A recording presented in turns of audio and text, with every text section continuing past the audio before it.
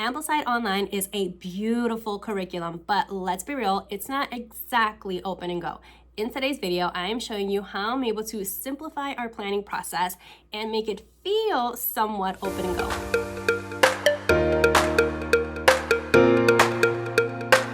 Welcome back, friends. If you're new here, my name is Michelle and I am a homeschooling mama to 4 kiddos ages 13 all the way down to 8 months, and we are entering our 4th year of homeschooling. If you watched my last video, I had some very big plans for us to get back into our homeschooling rhythm after coming back from a break. And well, life had some different plans. God decided that we needed an extra week of rest and brought us a sickness that knocked all of us out for the entire week. My voice is just now coming back, so if I sound a little funny, I'm sorry. And naturally, instead of laying in bed trying to rest and recover, I decided this will be a great time for me to completely revamp my planning system. And that's exactly what I did. So I love Ambleside Online. We are just starting off with it. We're coming from an open and go curriculum using mostly the good and the beautiful. And little by little, as the years went on, I started gravitating more towards fully Charlotte Mason style of learning. So we are trying out Ambleside Online this year, and we are going into week 5 with them. And so far, I have fallen so in love with Ambleside Online. The ladies that created the curriculum did a beautiful job doing that. However, it can feel very overwhelming, especially when you have multiple kids and multiple kids in different years. So my kids, they are on the older side. They are doing years 4, 5, and 6.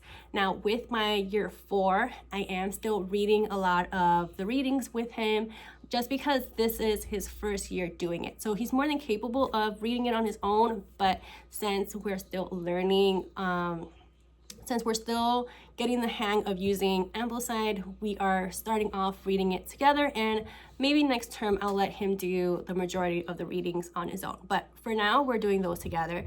And then my year 5 and year 6, they are doing their readings independently.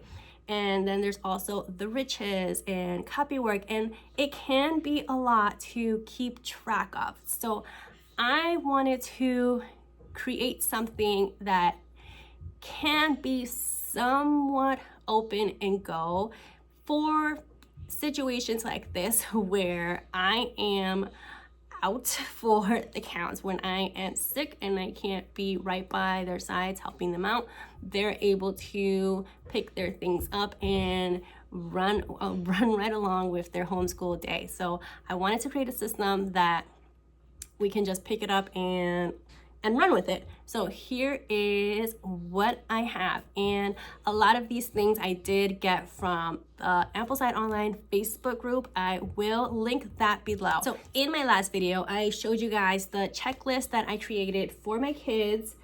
It has all of their weekly readings and their daily to-dos right here on the top. Now, I did like this system. It did work. The only thing is that this is something that I have to plan out for them every single week. It is dry erase because I laminated it. So if they put a book on it, sometimes it will erase and I have to go back and figure out what it is that they have to read. And if there's nothing wrong with it, I just wanted to take it a step further, trying to simplify things a little bit more in the season that I am in right now. So I found this on the Ambleside Online Facebook group, and I fixed it up for my kids. So the one that they have on the Facebook group is for year 3. So I downloaded that and then I edited for my year 4, 5, and 6. Now I'm gonna flip the camera over to show you guys because I did add some other things in there. So these are the booklets that I made for my kids. Again, the one on the website is for year 3, but you can download it, make a copy, and then just fix it up for your kid. So I made one for my year 4, year 5, and my year 6. And these are all for term 1. I will be making one for each term. So I'm going to show you guys what the free file looks like. It comes with this checklist, and what I really love, which is what drove me to it, is the fact that it has the screenshot of the books. I love this because my kids will constantly come to me asking me which book is what, because I tend to put the abbreviations just like it is in the Ambleside Online website, and you would think they would pick it up by now, but most times they don't, and they'll come to me asking which book is which. So I love that even my littlest, he can just open this and look at the picture and know right away what he has to do. So I have the screenshots for all of the books. Again, the free version has year 3, so a lot of these I did have to go in and screenshot the books, but that's fine. And then I have up here their daily work. So we have math, recitation, their copy work, Spanish, their free read. And then I also added on here, add to your timeline, because we always forget to put anything down on our timeline or our book of centuries, if that's what you call yours. We always forget, and I am the worst at that. So I made sure that whenever my kids have one of their history books, that I put up here on their checklist, add to your timeline, so that they don't forget. I have that for day 1, and I think for my year 4 he only has it on day 1, but my other 2 kiddos, I think I have it on all 4 days. I could be mistaken, but for day 3 for Min of Mississippi, I also have a little reminder for him for map work, because we are going to be doing map work with our Min of Mississippi. And then at the bottom, weekly work, we have our drawing, handicraft, nature study, timeline. These are basically our loop subjects. We won't be doing them every day, but when we do, they can just check that off right there. So I have that starting at week 5, because that's the week that we're in right now. So there wasn't a point of me starting with week 1. I started with week 5, and I did all the way up to week 12. So I don't have to worry about planning anything out for them for the whole first term. So yes, it does take some time having to do this, but you're just doing it that one time and then you're done for the rest of the term, and that sounds lovely to me. So it was worth it to put that extra time to fill all of this out for the next few weeks.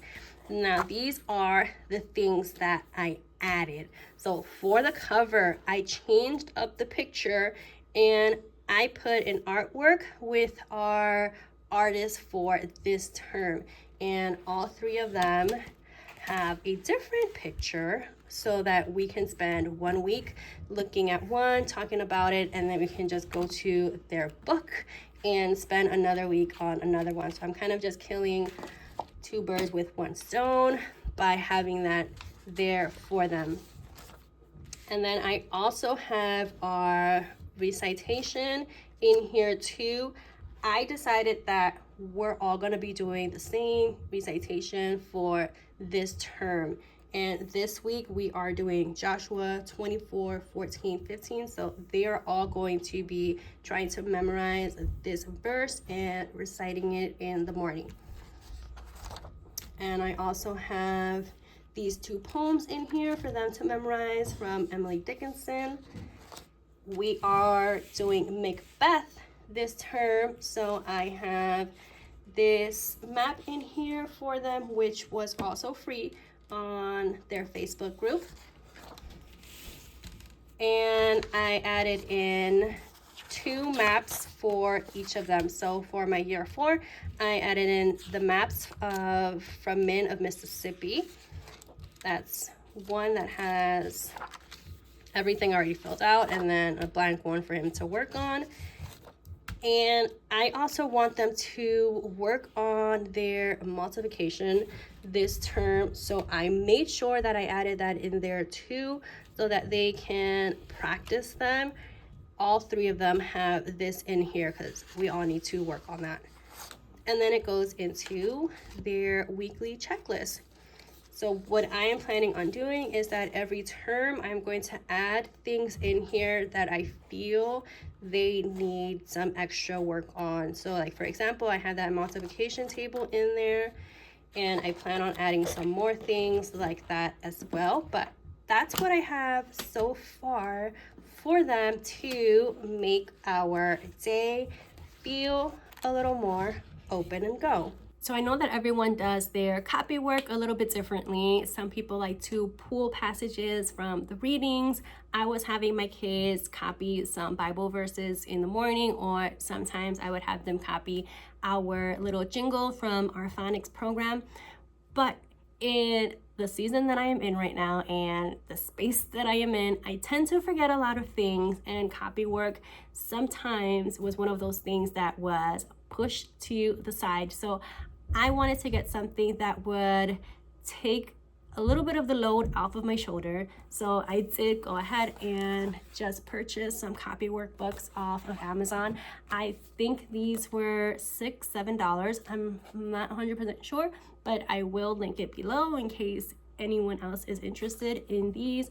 My years 5 and 6, they are doing copy work poetry. This one is in cursive. It has the poem on one side, they trace it, and then they practice writing it on the next page, and it's done very, very beautifully. And what I like about this is that we can also use this during our poetry time. So anything that I can double up on, I am all for. My year 4, he's still working on print. His handwriting still needs some work, so we're not moving into cursive just yet.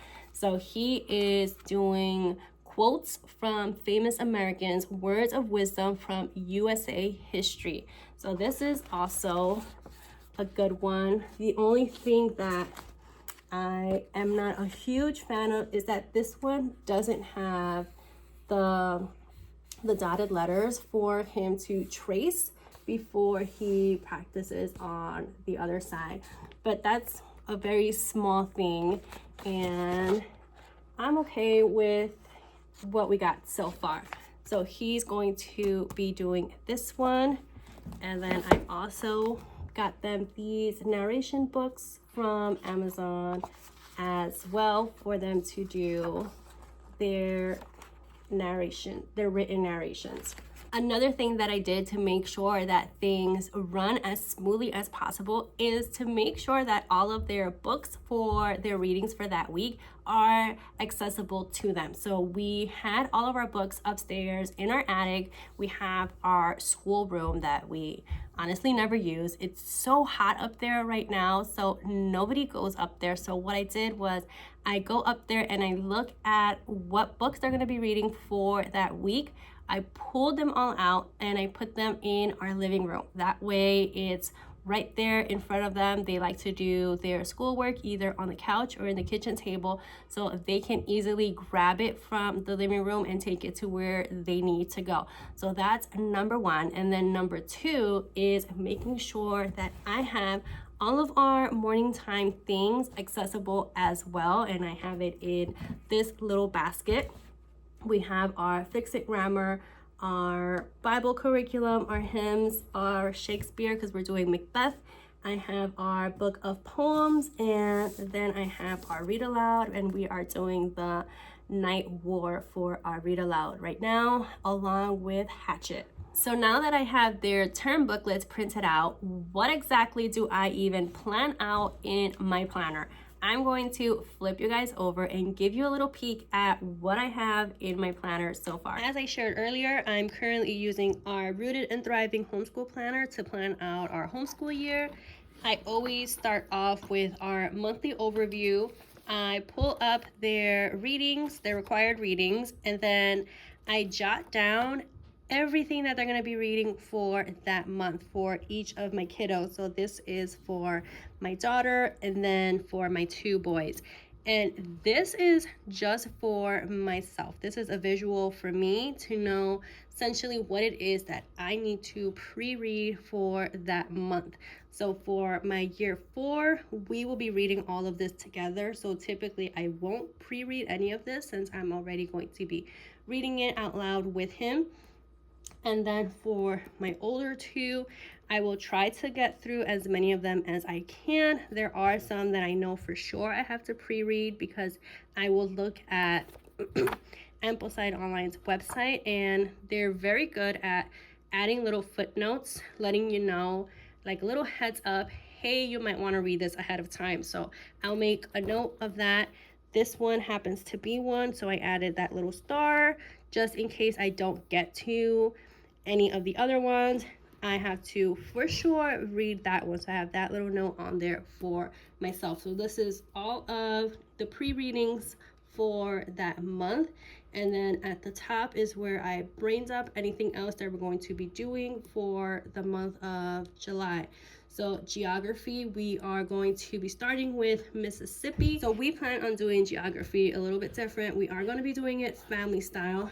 I'm going to be starting with Mississippi because my year 4 is reading Men of Mississippi. So again, if we can double up on anything, I am all for that. So we are going to be learning all about Mississippi. We're going to be using the 50 States book as well as National Parks of USA. And I have another geography book upstairs that I could not find, but that's what we're going to be using for geography. Once we're done with Mississippi, we are going to move into the 13 colonies and just go state by state. Again, that is because it's going to tie into what my older 2 are reading this year. So that's how we're going to start geography. I will update you guys and let you know how that goes.